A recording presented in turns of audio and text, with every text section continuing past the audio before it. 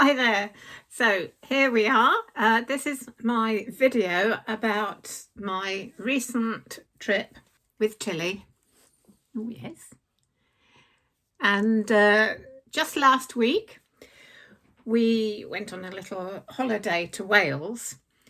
Purposely, I went where I went because I wanted to spend some time in the town of Hay-on-Wye, which in the UK is known as Booktown or the Town of Books. For those of you who don't know, Hay-on-Wye is just on the border of Wales and England, and it's actually officially just on the Welsh side. It's a beautiful countryside roundabout, close to the Brecon Beacons, close to and on the English border in the county of Herefordshire, which is also really lovely. And Hay-on-Wye became a book town in the 1960s when a man called Richard Booth inherited a bookshop from his uncle, a second-hand bookshop, and really did a good kind of marketing job, encouraging locals to send in their old books. It kind of spiraled from there, and other local booksellers did the same, and lots more second-hand bookshops grew up, and it became a town of books. It now has over 20 bookshops. And not only that, in 1988, a festival was launched that is held in Hay every year, usually in May. It's a festival for literature and the arts.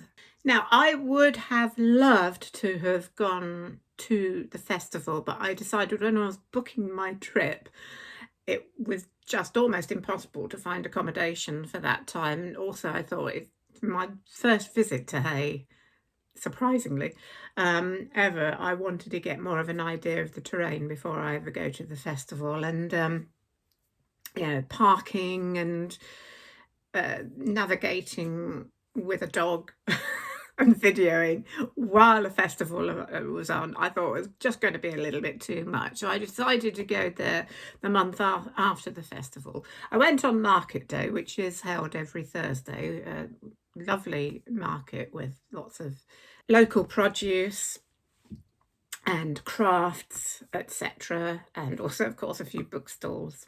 It's also got a castle. It's one of my other favourite things. The castle is originally Norman, as there are so many castles in Wales, and of course along that English-Welsh border, many of them built around the 13th century. The Hay Castle is quite a mix when you look at it, because there's a large part of it built in the Jacobean period as well. Couldn't go properly into the castle with Tilly, but I did take a few photos and videos of that as well. So Tilly and I had a lovely day strolling around Hay, looking at the shops, and I put together a few little videos which will follow. And of course, you don't go to Hay-on-Wye and not come away with any books. So do hold on and watch right to the end, because I will show you my little book haul from the second-hand bookshops. Plenty of books I would have liked to have bought, but there are some vintage bookshops with prices right out of my range. But, well, you can imagine me drooling over these as I show you them in the bookshop windows. Hope you enjoy this, and I'll see you on the other side.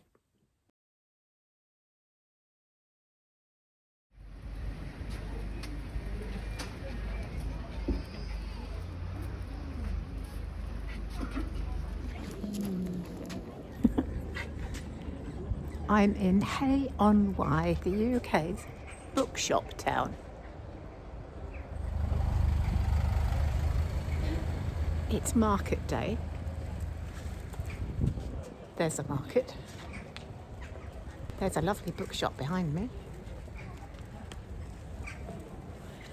and just up there is the castle. It's also, today happens to be what would have been my mother's 100th birthday, and it's the 80th anniversary of D-Day. It's a special day.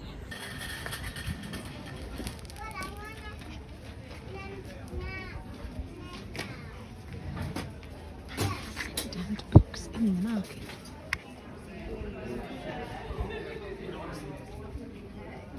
Oh look, it does beautiful now. What have we got here? Oh.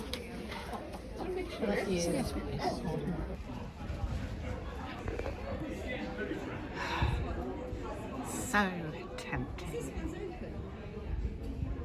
Cloud Atlas, I really want to read that. I reckon that's signed, that's going to be really expensive. Some great books here. Shh. I did check on that copy of Cloud Atlas. Not only was it signed, but it was a first edition. £300. Don't think so today. I really want to read that sometime though.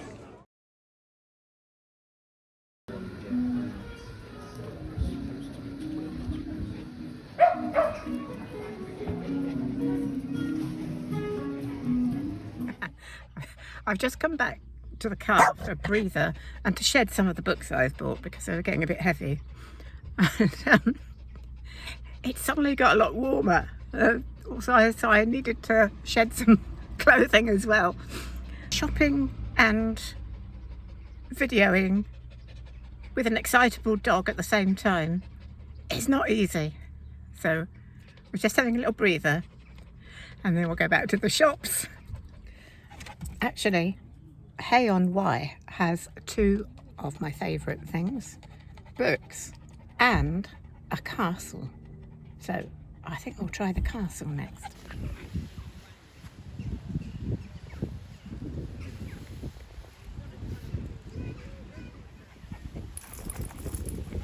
Seems to be, to me, a real mix. Norman on the right, Elizabethan chimneys. Very interesting. Go on, Tilly. And from the castle, a good view of the market square and some of the bookshops and the countryside beyond. Isn't this a lovely place?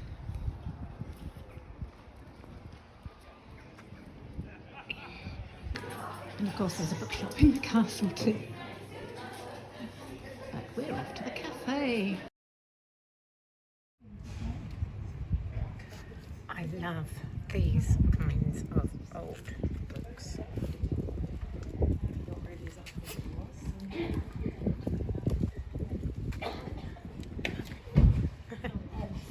Darwin's Origin of Species. An original Elizabeth David cookbook. Probably Mrs. Beeton's Household Management. Wow. Some amazing books. Out of my budget. I've just seen these lovely Jane Austen copies. They're rather lovely, aren't they?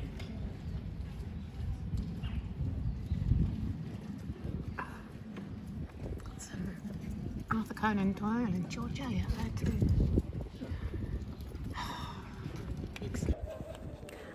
In another part of the castle grounds, these bookshelves behind me, where you can pick up books and pay in an honesty box.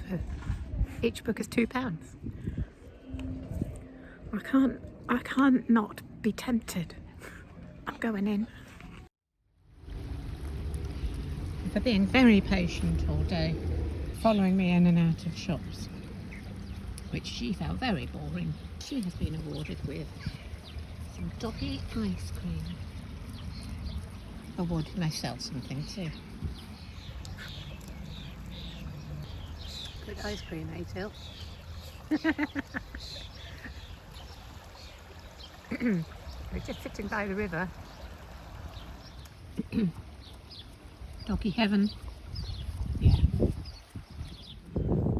And as we've been in a town all day, Tilly's been on a tight lead, I thought we'd take a breather up here. Very close to where I'm staying.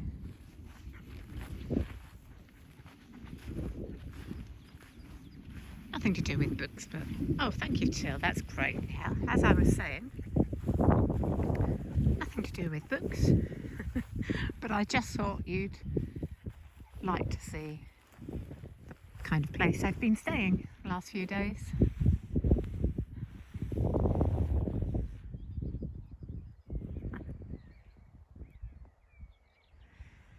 Yeah, we're just in Wales, on the foot of the Black Mountains, and quite near the Brecon Beacons, which are over there. So there you are. We had a lovely time, and I tell you what about Hay-on-Wye, it just has a lovely feel about it. It feels very friendly. It's kind of got that sort of lovely arty, booky feel about it. It's also very dog friendly. All the bookshops seem to allow dogs, or the cafes allow dogs. The castle allows dogs just on the ground floor and in the cafe. And it's just got a lovely atmosphere. Now, as I said, of course I bought some books while I was there. So let's have a look at what I bought. So you might have seen a quick glimpse of a pile of C.S. Lewis books, which I kind of pounced on. I only bought one of those. You hear me talk a lot about his children's books, the Narnia books. I've also read some of his kind of science fiction fantasy books for adults.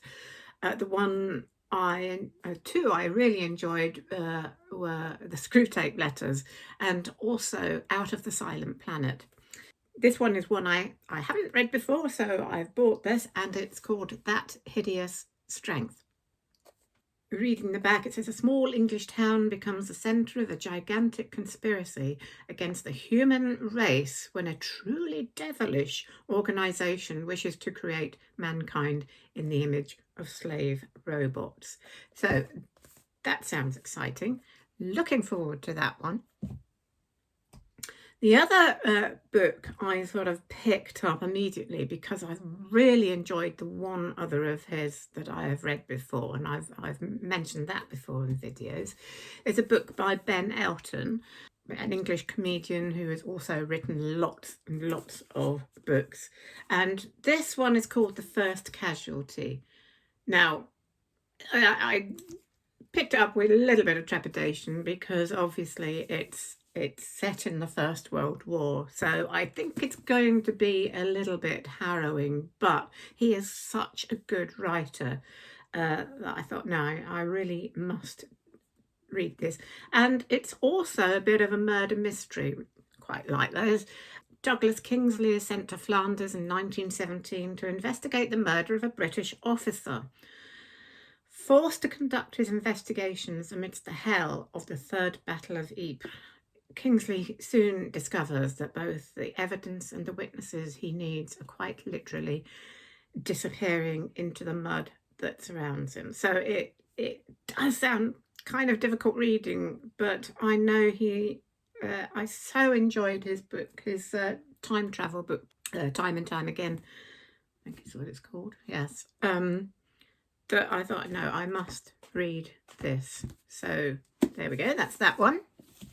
Another one I picked up, a really good historical novelist, mostly well known for his Sharp series of books. But I haven't actually read any of those, but I have read one or two of his other historical novels, and it's Bernard Cornwell, and the book is Vagabond.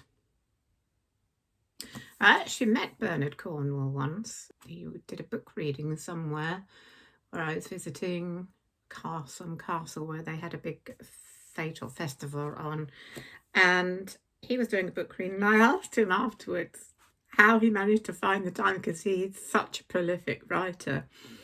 And at the time, I was struggling to write anything because I had so many other things that I needed to do. And he told me he was an insomniac and he writes at night. So it wasn't particularly helpful to me because I need my sleep.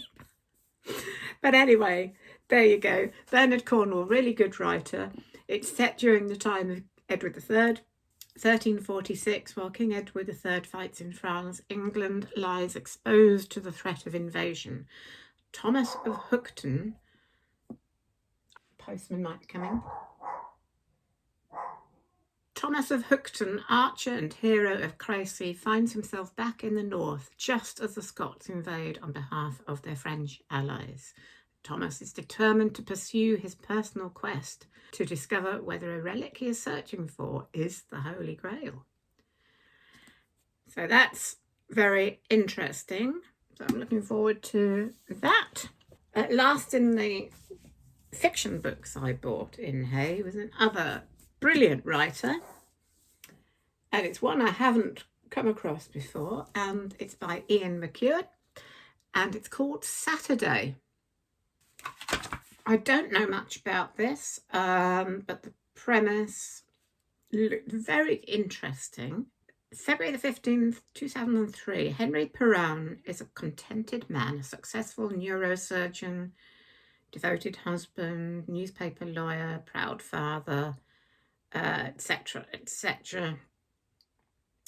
Unusually, he wakes before dawn, drawn to the window of his bedroom and filled with a growing unease. What troubles him as he looks out on the night sky is the state of the world. The impending war against Iraq, a gathering pessimism since 9/11, and a fear that his city, its openness and diversity, and his happy family life are under threat.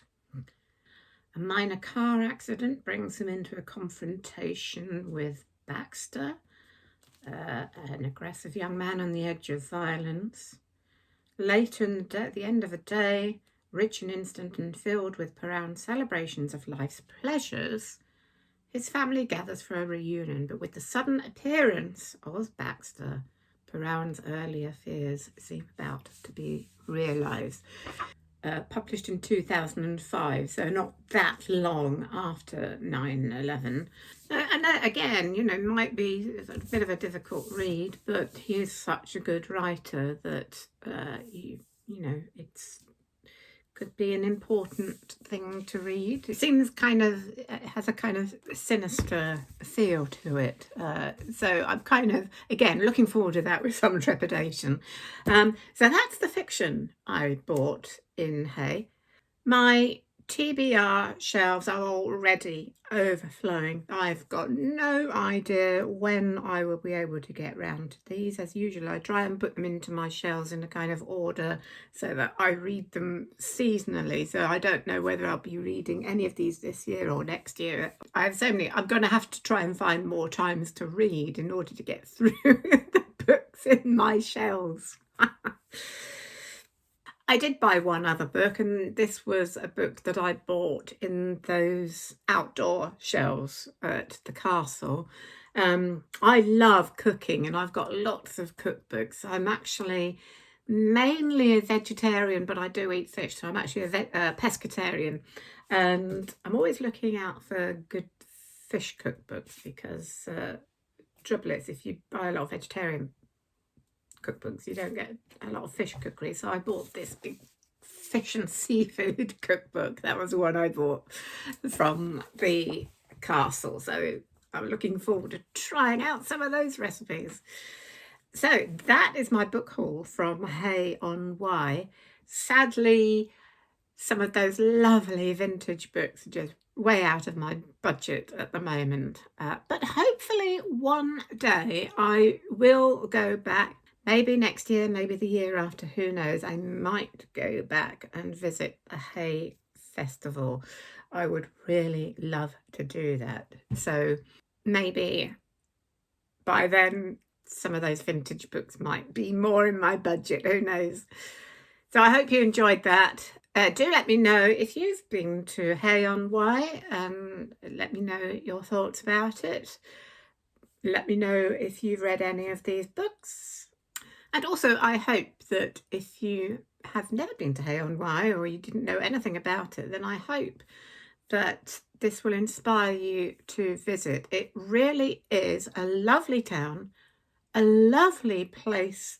The area is a lovely place to stay, as you can see from the back end of that video. So I highly recommend it for those of you outside the UK. If you're coming to England or you want to visit Wales, and the area is an excellent base from which to visit Hay-on-Wye, surrounding countryside, Brecon Beacons, the Black Mountains, and just the glorious countryside roundabout. So I hope I've inspired you for that. So that's it for now. Next week, possibly another video on my A to Z of authors. Possibly. We'll see. Okay, so I will see you again soon. Make sure you're subscribed, and bye for now.